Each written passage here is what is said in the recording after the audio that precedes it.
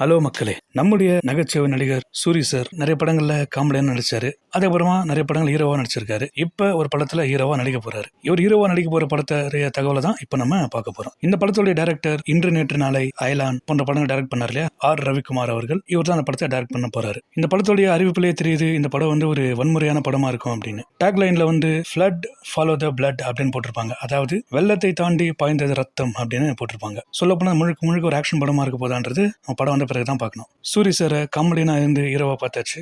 இப்ப ஆக்ஷன் ஹீரோவா பார்க்க போறேன்னு நினைக்கிறேன். நீங்களுமா? அவர் சீமராஜாலேயே 6 பேக் போட்டு வராச்சு. சூரி சார் இப்ப மண்டாடி அப்படின்ற ஒரு படம் நடிச்சிட்டு இருக்காரு. அந்த படத்தோட இயக்குனர் மதிமாறன் அவர்கள் தான் டைரக்ட் பண்ணிருக்காரு. இந்த படம் எப்படி இருக்க போகுது அதையும் நம்ம வெயிட் பண்ணி தான் பார்க்கணும். சூரி சார் சூப்பர் ஸ்டாரோட அண்ணாத்த, ஏகே சாரோட வேதாளம், தளபதியோட வேலாயுதம் அண்ட் ஜில்லா, சூர்யா சாரோட அஞ்சான் அண்ட் எதற்கும் துணிந்தவன், கார்த்தி சாரோட நான் மகன் அல்ல அண்ட் கடைக்குட்டி சிங்கம், சிவகார்த்தியன் சாரோட மனங்கொட்டி பறவையில துவங்கி டான் வரைக்கும் நடிச்சிருக்காரு. மக்கள் செல்வன் விஜய் சேதுபதியோட ரம்மி போன்ற பல படங்கள் நடிச்சாரு. 2023 இயக்குனர் வெற்றிமாறன் சார் டைரக்ஷன்ல விடுதலை பாகம் 1 படத்து மூலமா ஹீரோவா அறிமுகமானார். அந்த படம் ஒரு நல்ல பேர் வாங்கி கொடுத்தது. தொடர்ந்து விடுதலை பாகம் 2 ஹீரோவா நடிச்சாரு. அதுக்கப்புறமா கருடன், மாமன், கொட்டுக்காளி போன்ற படங்கள்ல ஹீரோவா நடிச்சாரு.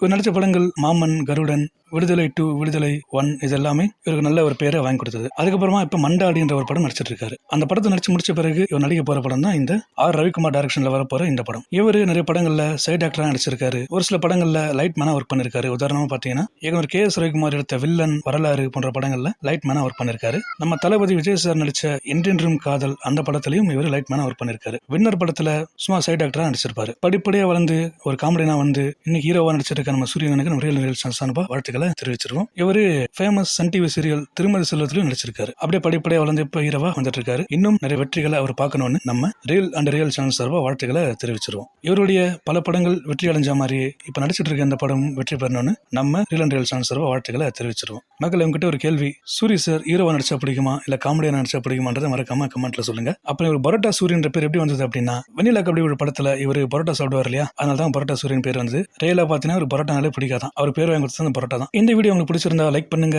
சூரி சாரோட ஃபேன்ஸா இருக்க உங்க ஃப்ரெண்ட்ஸ்க்கு ஷேர் பண்ணுங்க. மேலும் கருத்துக்களை கமெண்ட்ல சொல்லுங்க. அப்படி யாருக்கெல்லாம் பரோட்டா பிடிக்கும்ன்றதையும் கமெண்ட்ல சொல்லுங்க. எனக்கும் பரோட்டா ரொம்ப பிடிக்கும்.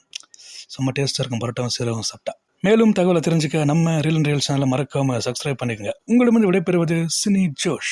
எல்லா கோட்டையும் அழிங்க, நான் முதல்ல சாப்பிட்றேன்.